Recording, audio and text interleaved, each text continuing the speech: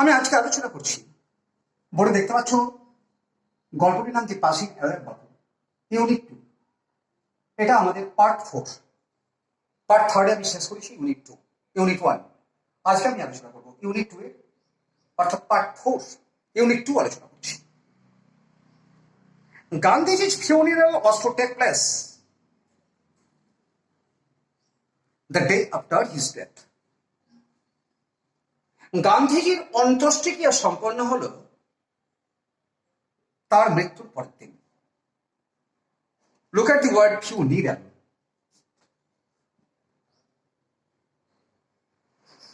This is noun.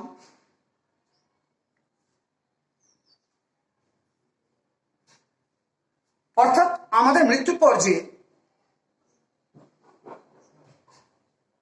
ধর্মীয় রীতিনীতি আছে তাকে বলা হয় রিচুয়াল।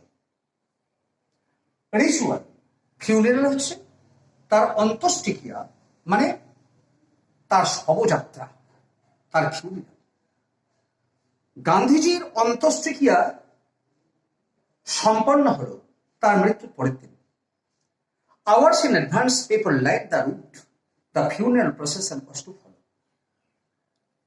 ঘন্টার পর ঘন্টা আগে থেকে মানুষেরা সেই রাস্তায় লাইন করে দাঁড়ালো যে রাস্তা দিয়ে গান্ধীজির মরদেহ অর্থাৎ মরদেহের মিছিল যাবে।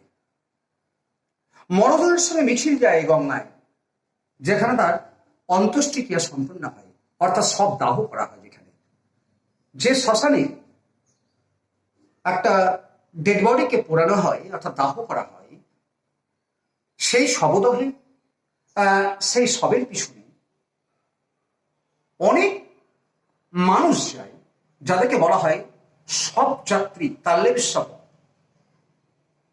দন্তস্বব নয়, তাল্লেবিস শব, শব যাত্রী, যারা অন্ত্যেষ্টিক্রিয়ার মিছিলে অর্থাৎ মরদেহের পিছনে পিছনে যায়, তাদেরকে বলা হয় শবযাত্রী। তো ঘন্টার পর ঘন্টা আগে থেকে মানুষেরা সেই রাস্তায় দাঁড়িয়েছিল যে রাস্তা দিয়ে মহাত্মা গান্ধীর সব মিছিল অর্থাৎ মৃত্যুর মিছিল যাওয়ার কথা।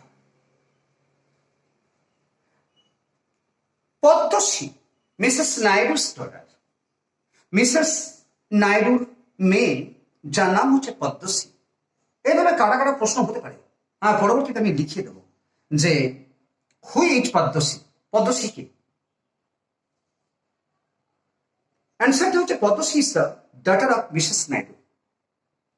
মিসেস নাইডুর কন্যা Padmashree spoke for us all when she said simply, আমাদের হয়ে তিনি, পদ্মশ্রী আমাদের হয়ে কথা বললেন খুব সহজ ভাষায়, খুব প্রাঞ্জল ভাষায়, খুব সহজ ভঙ্গিতে, প্রাঞ্জল ভঙ্গিতে তিনি আমাদের হয়ে কথা বললেন।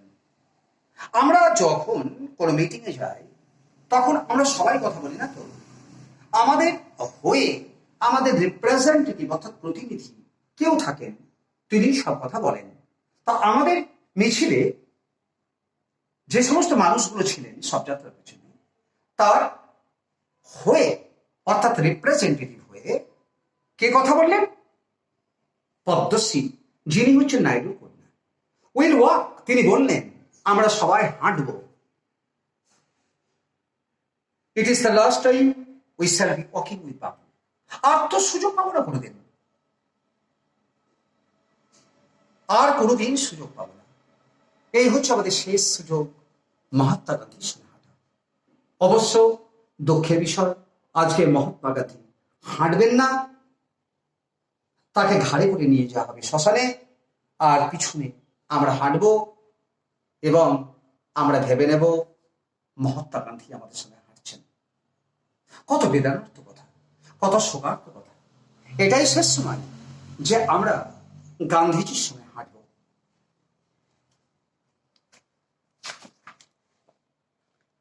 ইট ওয়াজ অ্যান অ্যাগোনাইজিং ওয়াক, এটা ছিল একটা শোকার্ত হাঁটা, দুঃখের হাঁটা। Thousand silently watch the procession, হাজারো হাজারো মানুষ নিস্তব্ধে এই মিছিলকে লক্ষ্য করল। হাজার হাজার মানুষ নিস্তব্ধে কোনো কথা না বলে, মুখে কোনো কথা না বলে তারা এই মিছিলের দিকে তাকিয়ে থাকলো। বাপু লে an open truck covered with flowers. বাপু সাহিত্য ছিলেন একটি খোলা ট্রাকে, যে ট্রাক কাভার্ড উইথ ফ্লাওয়ার্স, ফুল দ্বারা আচ্ছাদিত ছিল। অর্থাৎ মহাত্মা গান্ধীর ডেড বডিকে নিয়ে যাওয়া হচ্ছিল একটি ট্রাকে করে। সেই ট্রাকটি ফুল দ্বারা আচ্ছাদিত ছিল। Thousands of people wept trying to touch Bapu's feet. হাজার হাজার মানুষ কাঁদছিল। Wept, this is the second form of weep, উইপের সেকেন্ড ফর্ম। হাজার হাজার মানুষ কাঁদছিল। Trying to touch Bapu's feet, তারা চেষ্টা করছিল বাপুর পা দুটোকে স্পর্শ করার। It was impossible to move in the thick crowd. কিন্তু এই ঘন জনতার মধ্যে হাঁটা, ঘন জনতার মধ্য দিয়ে হাঁটা, এটা ছিল প্রায় অসম্ভব। অর্থাৎ লেখক বলতে চাইছেন যে এত ভিড় হয়েছিল, এত জনতা হাজির হয়েছিল যে তার মধ্য দিয়ে আমাদের হাঁটা প্রায় অসম্ভব হয়ে পড়ছিল। As I moved forward slowly, I understood I was not merely in the midst of grieving people. আমি যখন সামনের দিকে এগিয়ে গেলাম, আমি যখন আস্তে আস্তে সামনের দিকে এগিয়ে গেলাম, তখন আমি বুঝতে পেরেছিলাম যে আমি কেবলমাত্র শোকার্ত মানুষের মধ্যে আমি একাই মাত্র নেই। শোকার্ত মানুষের মধ্যে যে আমি একা, সেটা নয়। This was even more than the funeral process of India's beloved leader. This was even more than the funeral procession of India's beloved leader. একজন ভারতবর্ষে প্রিয় নেতার অন্ত্যেষ্টিক্রিয়ার যে মিছিল, তার চাইতে এটা ছিল অনেক অনেক অনেক অনেক বেশি। সাধারণত প্রিয় নেতার মৃত্যু মিছিলে যতটা লোক হাজির হয়, তার থেকে লোকের সংখ্যা এখানে আরো বেশি ছিল। I as among people for whom walking with Bapu had a special meaning.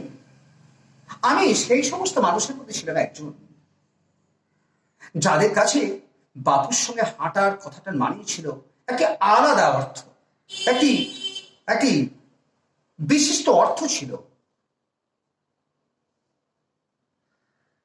We had walked with Bapu over the rough and smooth of India's recent history. আমরা বাপুর সঙ্গে হেঁটেছি ভারতবর্ষের সাম্প্রতিক ইতিহাসের সেই কর্কশ, সেই মসৃণ রাস্তার উপর দিকে। আমরা ইতিহাস থেকে জানি বাপুর হাঁটার পথ, বাপুর চলার পথ মসৃণ ছিল না। আমাদের একটা কবিতা মনে পড়ে যায়, সুন্দর কবিতা।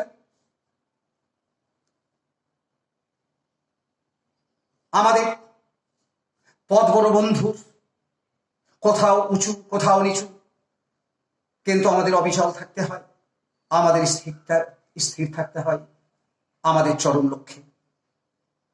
গান্ধীজি তাই বলছেন, লেখক তাই বলছেন যে আমরা ইতিহাস প্রমাণ করে যে আমরা বাপুর সঙ্গে কত মসৃণ এবং কত ভয়াবহ পরিস্থিতির মধ্য দিয়ে আমরা হেঁটে গেছি। We could not even accept the fact that man who had led us over many difficult paths was never going to walk with us again. বিশ্বাসই করতে পারছিলাম না এই ঘটনাটি, যে লিডার আমাদেরকে এত রাস্তা, এত বন্ধুর, এত আঁকা বাঁকা, এত অমুসলিম, এত ভয়ঙ্কর রাস্তার মধ্য দিয়ে হাত ধরে নিয়ে গেছেন, নেতৃত্ব দিয়ে নিয়ে গেছেন, সেই বাপু, সেই মহান লিডার আমাদের সঙ্গে আর কোনোদিন হাঁটবেন না, এটা আমি বিশ্বাসই করতে পারছিলাম না। বাপুর স্লাইড ফিগার হ্যাড ওয়াকড, বাপুর পাতলা দেহ স্লাইড, বাপুর পাতলা দেহ আমাদের সঙ্গে হেঁটেছিল স্টেপ ইন হ্যান্ড। তোমরা লক্ষ্য করেছো ইতিহাস থেকে বাপু যখন হাঁটতেন তখন তার হাতে একটি লাঠি থাকতো। এই হাতে লাঠি নিয়ে আস্তে আস্তে আস্তে বাবু এগিয়ে চলতেন। Over a large part of India, ভারতবর্ষের অনেক অংশের উপর দিয়ে বাপু হেঁটে গেছেন দৃঢ় চেতনা নিয়ে, সম্বল হাতে একটি লাঠি। To walk is to make slow progress. হ্যাঁ, হাঁটতেন কেন বাপু? গাড়িতে চাপতেন না কেন? This is an important question. বাপুর কাছে অর্থাৎ মহাত্মা গান্ধীর কাছে হাঁটা মানে হচ্ছে ধীর প্রগতি। হাঁটা মানে ধীর প্রগতি। হাঁটার অনেক মূল্য আছে, অনেক অর্থ আছে, অনেক তাৎপর্য আছে, যেটা আমরা কেউ বুঝি না। অধুনা modern leaders do not follow it. কিন্তু আমরা জানি যে হাঁটার একটি অর্থ আছে। It is to think with clarity and closely look at all that is around you. আমরা যখন হাঁটি তখন আমরা ভালোভাবে চারিদিক দেখতে পাই, পরিষ্কার পরিচ্ছন্নভাবে আমরা চারিদিক দেখতে পাই, যেটা গাড়িতে চেপে থাকলে আমরা দেখতে পাই না। From a small insects to the horizon to the distance. একটা ছোট্ট, আমরা হাঁটার পথে একটা ছোট্ট পতঙ্গ থেকে শুরু করে দূরের দিগন্ত রেখা পর্যন্ত। দিগন্ত হরিণ কথাটা মানে where the sky and the land assemble or mingle with each other. Where the earth and the sun, where the sky and the earth mingle with each other, that portion is called horizon. যেখানে আকাশ এবং মাটি একসঙ্গে মনে হচ্ছে যেন মিলে মিশে গেছে, তাকে আমরা হরিজন বলি। তো হাঁটার মধ্য দিয়ে আমরা আমাদের চারিপাশে যে সমস্ত ছোট ছোট পতঙ্গ আছে সেটাও আমাদের নজর এড়ায় না, তাকেও আমরা দেখতে পাই এবং দিগন্ত রেখা পর্যন্ত আমরা তাকিয়ে থাকি। হাঁটার এটা একটা গুণ। Moreover to walk is often the only way open to the average Indian. তাছাড়া শুধু তাই নয়, এর থেকে বেশি কথা বলতে গেলে অধিকাংশ ভারতবর্ষের মানুষের কাছে হাঁটাটাই ছিল একমাত্র অবলম্বন। তৎকালীন যুগে গাড়ি ঘোড়া তেমন কোনো প্রচলন ছিল না। মানুষের অর্থনৈতিক অবস্থা সচ্ছল ছিল না, যার জন্য হাঁটাটাকে মানুষ প্রধান অবলম্বন হিসেবে বেছে নিত। This is the fact. It required no vehicle except his own body. দেখো, হাঁটার জন্য কোনো কিছু গাড়ির প্রয়োজন হয় না। তো রিকোয়ার্ড মানে প্রয়োজন, নিডেড। গাড়ির প্রয়োজন হয় না, কেবলমাত্র কি প্রয়োজন হয়? আমাদের বডির, আমাদের শরীরের। Costing nothing but energy. হাঁটাতে আমাদের কিছু ব্যয় হয় না, কেবলমাত্র একটু ব্যয় হয় আমাদের দৈহিক শক্তির, দৈহিক এনার্জির। Gandhiji to this necessity. Gandhiji এই প্রয়োজনীয়তা অনুভব করেছিলেন। তিনি বুঝেছিলেন হাঁটার মধ্যে অনেক গুণ আছে, অনেক অ্যাডভান্টেজেস আছে, তাই তিনি হাঁটাটাকে প্রধান অবলম্বন হিসেবে গ্রহণ করেছিলেন। As he took much that the commonplace and transferred into an joyful effort. As he took much that was commonplace, যেটা সাধারণ, অতি সাধারণ। তিনি লিডার ছিলেন বটে, কিন্তু লক্ষ্যটা ছিল, মানে বাহ্যিক তার চেহারা ছিল অত্যন্ত সাদা ছিল, বাট লক্ষ্যটা ছিল হিমালয়। আমাদের হতে হবে, আমাদের ডিলিংসটা এইরকম যে মানুষ তার চলার বাহ্যিক পোশাক পরিচ্ছদ অত্যন্ত সহজ সরল, কিন্তু আমাদের দৃষ্টি যদি হিমালয়মুখী হয় তাহলে সেই মানুষের জীবনে সফল হয়। আর মহাত্মা গান্ধী এটাই বিশ্বাস করতেন যে বাহ্যিক আড়ম্বর নয়, বাহ্যিক কোনো লাক্সারি নয়, বরং অত্যন্ত সাদাসিধে কিন্তু উদ্দেশ্যময়। আমি ইউনিট 2 শেষ করেছি, এবার আলোচনা করব এখান থেকে সম্ভাব্য প্রশ্ন এবং অ্যান্সার।